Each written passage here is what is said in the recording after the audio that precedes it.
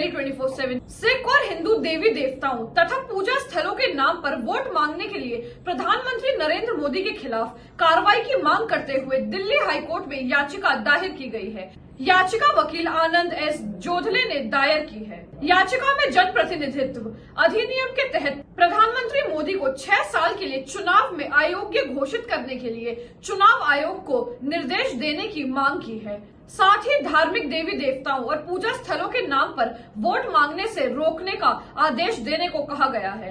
याचिकाकर्ता ने पीएम मोदी को 9 अप्रैल को उत्तर प्रदेश के पीलीभीत में दिए भाषण का हवाला दिया है।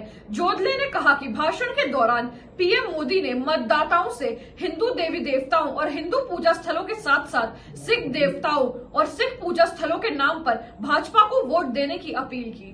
उन्होंने आरोप लगाया कि मोदी ने कहा कि उन्होंने राम मंदिर का निर्माण किया है। साथ ही यह भी कहा उन्होंने करतारपुर साहिब कॉरिडोर विकसित किया और गुरुद्वारों में परोसे जाने वाले लंगरों में इस्तेमाल होने वाली सामग्री से जीएसटी हटा दिया। वह अफगानिस्तान से गुरु ग्रंथ साहिब की प्रतियां वापस लिए थे।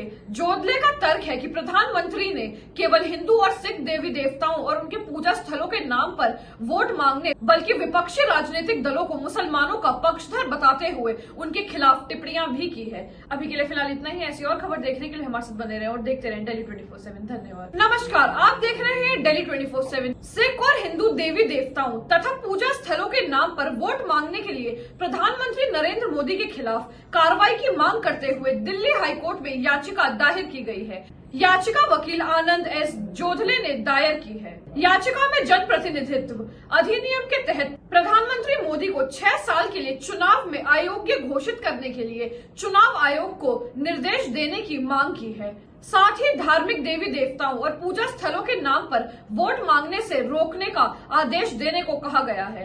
याचिकाकर्ता ने पीएम मोदी को 9 अप्रैल को उत्तर प्रदेश के पीलीभीत में दिए भाषण का हवाला दिया है। जोधले ने कहा कि भाषण के दौरान पीएम मोदी ने मतदाताओं से हिंदू देवी देवताओं और हिंदू पूजा स्थलों के साथ साथ सिख देवताओं और सिख पूजा स्थलों के नाम पर भाजपा को वोट देने की अपील की।